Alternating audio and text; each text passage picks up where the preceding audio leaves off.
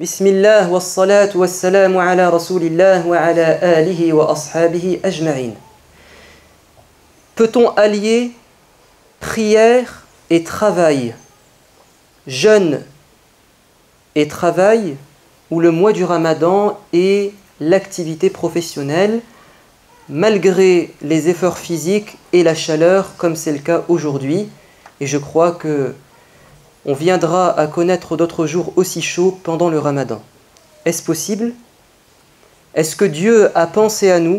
Est-ce que notre prophète bien-aimé a pensé à nous qui sommes en Europe et qui avons des nuits courtes et des journées longues? Tout d'abord, en guise d'introduction, afin de comprendre la méthodologie, la logique, la philosophie dans notre religion, la philosophie coranique, dans les adorations. Deux versets qui traitent de deux grandes adorations et qui se terminent de la même manière. Premièrement, dans la sourate La Vache, les versets qui traitent du mois du Ramadan. À un moment donné, Dieu dit وَمَنْ كَانَ مِنْكُمْ مَرِيضًا أَوْ عَلَى سَفَرٍ فَعِدَّةٌ مِنْ أَيَّامٍ أُخَرٍ.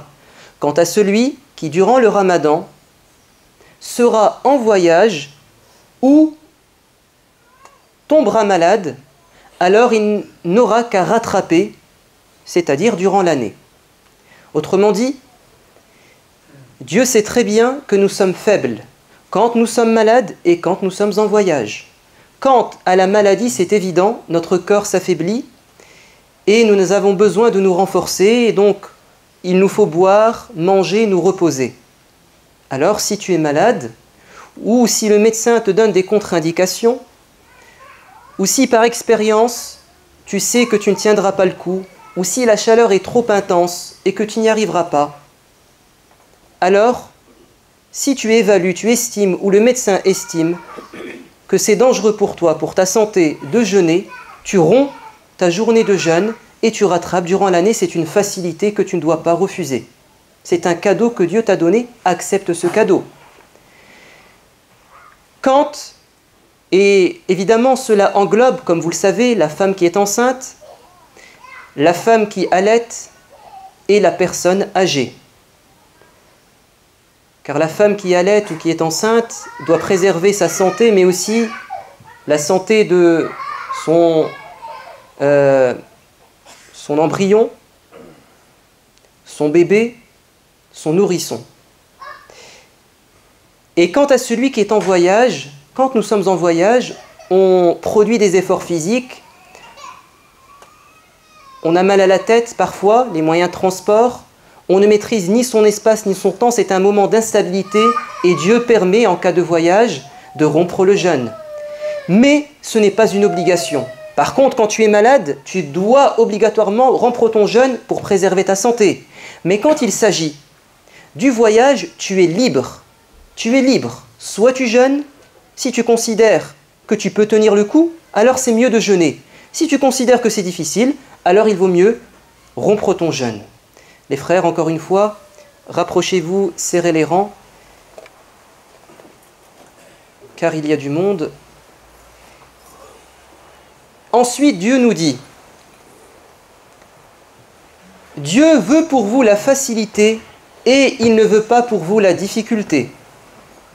Ceci, afin que vous puissiez terminer le mois du Ramadan et que vous soyez bien guidés, et regardez comment il termine, et afin que vous soyez reconnaissants vis-à-vis de Dieu. Pourquoi Allah nous dit « J'ai donné ces dérogations afin que vous soyez reconnaissants » Parce que s'il n'y avait pas de dérogation, la religion serait trop difficile. Les meilleurs d'entre nous appliqueraient cette religion malgré les difficultés, mais ils finiront tôt ou tard par adorer Dieu à contre-cœur. Et Dieu ne veut pas ça. Il veut qu'on l'adore et qu'on éprouve de la jouissance spirituelle. Il veut qu'on l'adore et qu'on espère le mois du Ramadan suivant. Il veut que l'on désire se rapprocher de lui. Alors il nous facilite la route. C'est une route qui est facile, avec cette souplesse et cette facilité. La même logique avec les ablutions. Dans la sourate Al-Ma'ida, numéro 5, Allah nous dit, après avoir fait l'exposé des obligations des ablutions, il dit, si vous êtes malade ou en voyage, et il continue jusqu'à dire, alors faites le tayammum, c'est-à-dire l'ablution pulvérale. On s'essuie le visage et les mains au moyen d'une chose qui vient de la terre ou qui est sur sa surface, et c'est bon pour prier. Quand on est malade, on ne peut pas utiliser l'eau. L'eau est néfaste pour ma santé. Ça va augmenter ma maladie, provoquer une maladie, retarder la guérison. Je ne peux pas atteindre l'eau. Ou je suis en voyage et je n'ai pas d'eau. Allah dit, c'est simple, vous faites le tayammum. Et comment il termine ce verset? Dieu ne veut pas vous imposer de gêne. Il veut simplement vous purifier et parachever ses bienfaits envers vous. Peut-être lui en serez-vous reconnaissant. Cette logique, vous la trouvez partout. Là, il s'agissait de ce qui précède la prière, mais c'est la même logique dans la prière. C'est la même logique, et on en a parlé il y a 15 jours. Dans les 2 versets de l'Baqarah, quand Dieu nous dit « Vous devez vous accrocher fermement à toutes vos prières, surtout la prière médiane, celle du Asr, qui est au milieu de la journée, la plus difficile à accomplir parce qu'on travaille. Et vous devez vous tenir droit et être concentré dans votre prière. Mais si vous éprouvez des craintes, priez en marchant ou dans votre véhicule sur votre monture, de la facilité. » Allah Azza wa Jal nous facilite cette religion de 2 manières. Soit en nous donnant des dérogations au sein même d'une adoration, soit le prophète alayhi salatu wassalam délaisse une adoration afin qu'on ne pense pas qu'elle est obligatoire, afin que les gens sachent qu'ils peuvent la délaisser comme lui l'a délaissée. Et le plus bel exemple, c'est celui du Tarawih.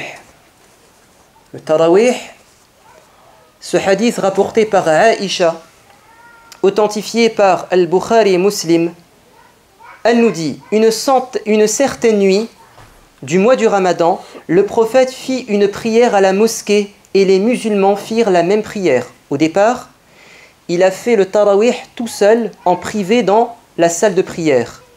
Mais les gens l'ont aperçu. Et vous savez que les compagnons aimaient suivre le prophète. Alors ils l'ont rejoint dans la prière. La nuit suivante, il fit de nouveau cette même prière et les gens l'imitèrent. Et ils étaient encore plus nombreux que la veille. À la 3e et la 4e nuit, les fidèles se rassemblèrent pour faire cette prière et la mosquée était bondée.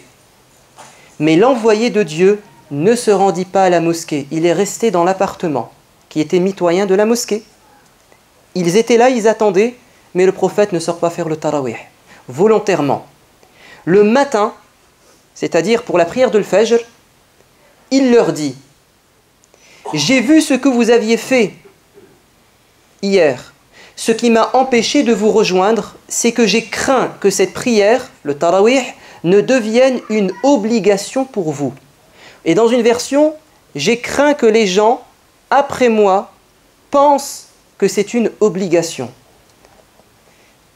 Donc le prophète, alayhi salatu wassalam, il savait très bien que les compagnons étaient capables de prier le tarawih. La preuve, la mosquée était bondée. Et dans cette région du monde, l'Arabie Saoudite,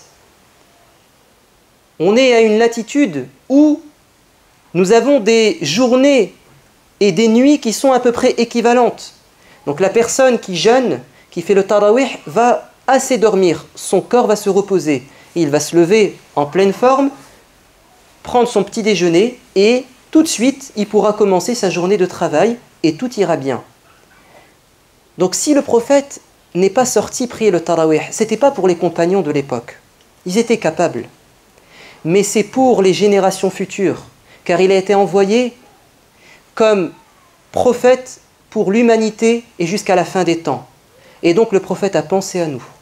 Et oui, parce que dans un hadith, il a dit qu'un jour viendra où les journées seront très courtes. C'est un autre hadith authentique.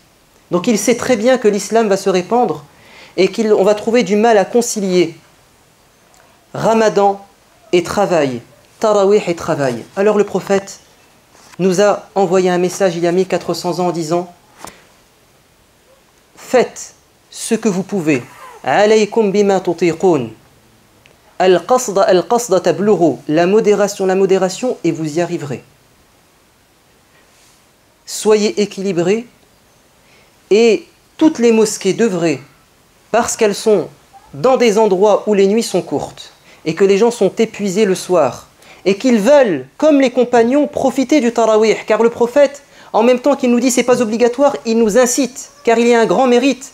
Celui qui veille les nuits du Ramadan, Allah lui pardonnera ses péchés passés. On veut tout ça, mais en même temps on est confronté à des prières de tarawih qui durent très longtemps, car certains ne travaillent pas le lendemain, car certains trouvent du plaisir à prier longtemps, à faire entendre leur belle voix, et ils ne pensent pas à ceux qui sont derrière. Or le prophète a dit, quand vous priez seul, rallongez votre prière autant que vous voulez, mais si vous êtes imam, vous dirigez la prière, adaptez-vous à ceux qui sont derrière vous, car il y a des personnes âgées, il y a des gens qui sont malades, et dans une version du hadith, il y a des enfants, et il y a des gens qui travaillent. Il y a des gens qui travaillent. Et quand Mu'adh ibn Jabal a prolongé une prière et que Ibn Milhan, ce compagnon, a considéré que l'imam avait exagéré, il a quitté sa prière, une prière obligatoire, sûrement celle de l'Fajr, pour aller arroser ses palmiers, car il avait du travail à faire, il avait un rendez-vous. Et on l'a dit à Mu'adh ibn Jabal, et Mu'adh a dit c'est un hypocrite. Et Ibn Milhan est parti se plaindre auprès du prophète. Ya Rasulallah, on a dit que j'étais un hypocrite, mais j'ai fait ça parce que j'avais du travail, je devais arroser mes palmiers sûrement avant que le soleil ne se lève. Et il va reprocher à Mu'adh cette attitude, il va dire, est-ce que tu veux semer la fitna? Est-ce que tu veux écarter les gens de l'adoration, les repousser, les faire fuir? Pourquoi tu n'as pas lu Sabbih isma rabbikal a'la wa ad-duha, des petites sourates?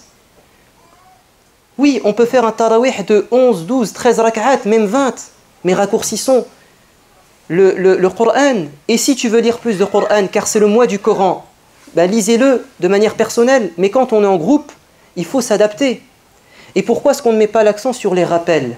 Car les gens, une fois qu'ils rentrent dans la mosquée, ils écoutent un peu de Coran, c'est tout. Leur cœur a eu la dose de spiritualité. Le reste, ça va les ennuyer. Le reste, ça va les ennuyer.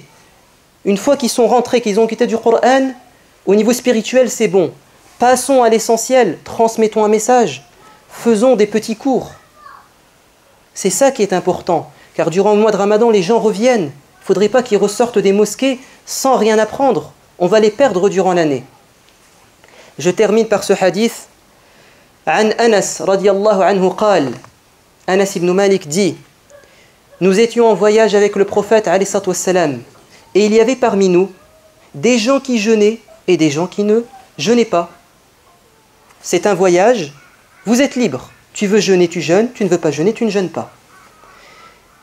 Il dit ensuite, nous nous sommes arrêtés à un endroit. On est dans le désert.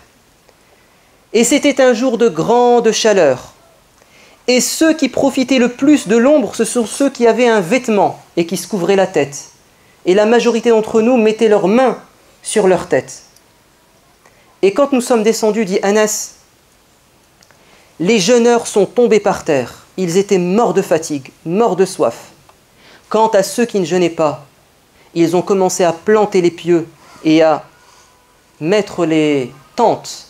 Et ils ont abreuvé les chamelles et les chameaux de tout le monde, des jeûneurs. Donc ils ont planté les tentes des jeûneurs afin qu'ils aient de l'ombre et ils ont abreuvé leurs chameaux. Qu'est-ce qu'a dit le prophète sallallahu alayhi wa sallam? Aujourd'hui, ce sont ceux qui n'ont pas jeûné qui ont pris toute la récompense. Pourquoi? Parce que toujours l'adoration qui profite au plus de personnes est celle qui a le plus de mérite. Quand tu jeûnes, tu penses qu'à toi. Et quand tu te sacrifies pour les autres, eh ben, tu as plus de mérite. ils avaient le droit de ne pas jeûner. Quand on travaille, il faut garder son travail. Il ne faut pas mentir en déclarant une maladie ou je ne sais trop quoi, comme c'est souvent le cas pendant le ramadan, c'est pas honnête, on est en jeûne. Il ne faut pas mentir. Il y a des dérogations. Si tu ne peux pas allier travail et ramadan, khalas, tu sais que ta santé va prendre un coup, ne mens pas. Ne mens pas, prends la dérogation et la facilité, et c'est bon. Et tu vas allier travail et ramadan. On remercie les sœurs d'Agir qui ont, malgré le mois du ramadan et malgré le jeûne, pensé à nos enfants, puisqu'ils organisent chaque samedi. Si je ne me trompe pas, mais ça sera vérifié, Inch'Allah, sur le site, et puis il y aura des SMS, mais normalement, chaque samedi après-midi, ils prennent nos enfants pour une balade. Malgré la chaleur, malgré peut-être le jeûne, et on les remercie parce qu'ils pensent à nos enfants. Et dernière information, juste après la prière, nous allons prier sur notre frère défunt, Allah yarhamou, Siddiq Makhloufi. Donc il y a une prière mortuaire juste après. Que Dieu lui fasse miséricorde. Allahumma arham mawtana, Allahumma tawaffana wa anta radin anna, Allahumma yassir lana umurana, barik lana fi amwalina wa sihhatina, Allahumma barik lana fi masjidina wa fi juhudina, Allahumma allif bayna qulubina, اللهم آتنا في الدنيا حسنة وفي الآخرة حسنة وقنا عذاب النار سبحان ربك رب العزة عما يصفون والسلام على المرسلين والحمد لله رب العالمين وأقم الصلاة